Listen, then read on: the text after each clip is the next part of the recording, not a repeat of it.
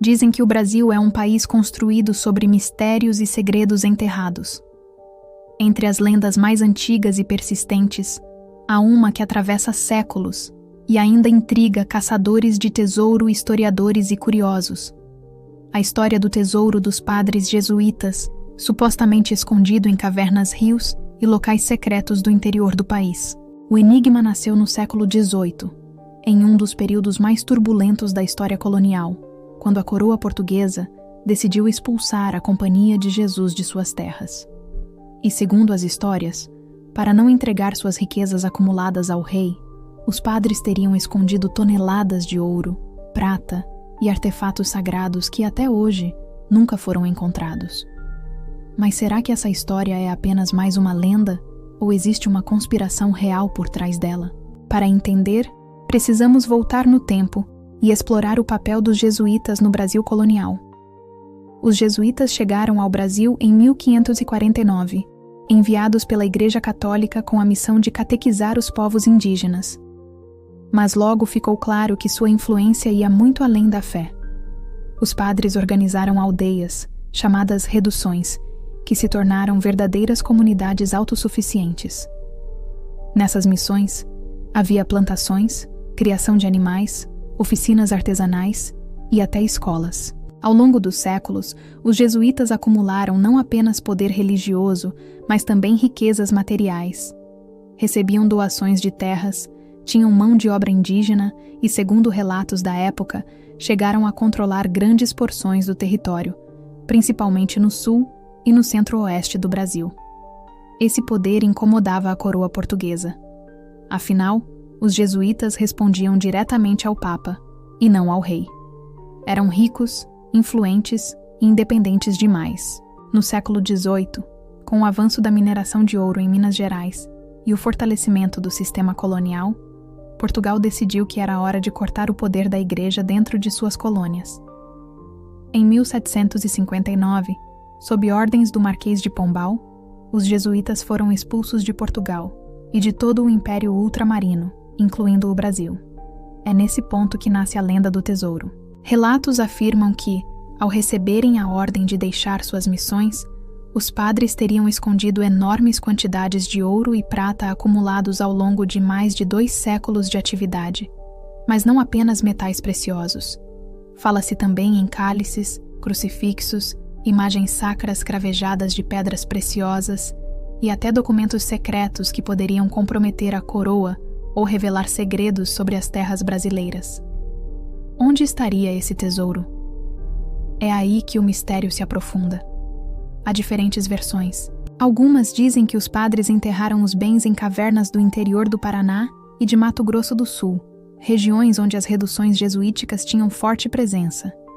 Outras histórias afirmam que parte foi lançada em rios caudalosos, como o Paraná e o Paraguai, para nunca cair nas mãos dos portugueses.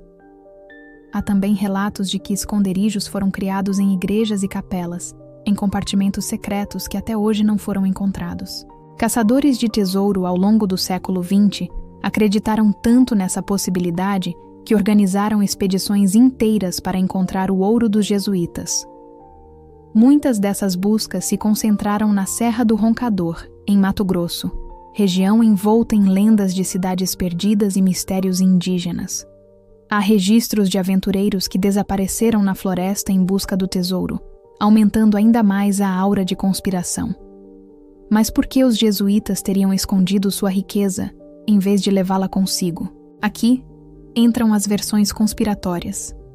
Uma delas afirma que a quantidade de ouro era tão grande que seria impossível transportá-la secretamente até o litoral. Outra teoria sugere que os padres temiam que, ao tentar embarcar os bens para a Europa, fossem interceptados e saqueados por autoridades portuguesas. Assim, preferiram esconder em locais remotos, talvez com a intenção de um dia voltar para recuperá-los. Há até quem diga que parte desse ouro nunca foi escondido, mas sim entregue em segredo a ordens religiosas aliadas ou mesmo a famílias influentes no Brasil, criando uma rede de poder paralelo que teria se sustentado por décadas. Evidências concretas são escassas, mas alguns documentos antigos sugerem que havia sim uma riqueza acumulada.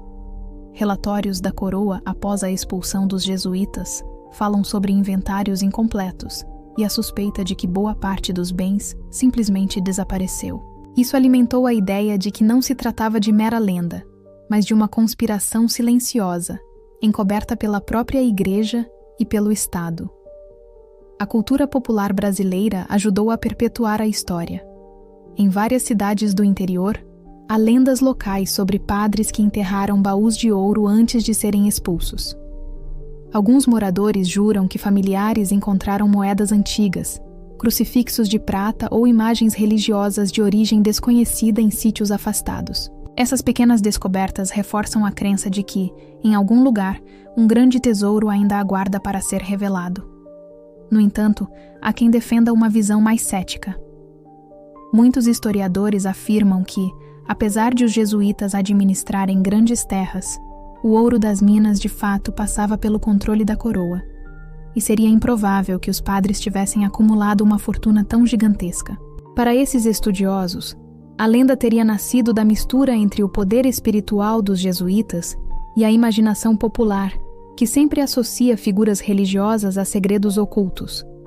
Mas até mesmo os céticos reconhecem: o desaparecimento de parte dos bens da Companhia de Jesus nunca foi totalmente explicado. E em um país marcado por histórias de ouro escondido, como o Tesouro de Lampião ou o Ouro dos Bandeirantes, essa lacuna é o combustível perfeito para teorias de conspiração. Hoje, caçadores de tesouro modernos, equipados com tecnologia como detectores de metal e drones, ainda exploram regiões ligadas às antigas missões jesuíticas. E não são poucos os relatos de achados curiosos: cavernas com inscrições, ruínas de aldeamentos esquecidos, pedras que parecem marcar locais específicos.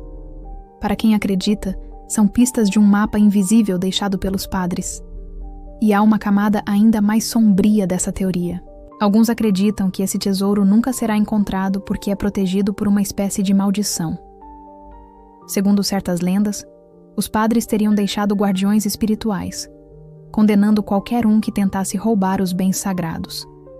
Há histórias de exploradores que adoeceram misteriosamente, desapareceram na mata ou sofreram acidentes fatais pouco depois de iniciar buscas. O fato é que, real ou não, a história do tesouro dos jesuítas continua viva porque toca em dois pontos universais do imaginário humano: a busca por riqueza e o fascínio pelo proibido.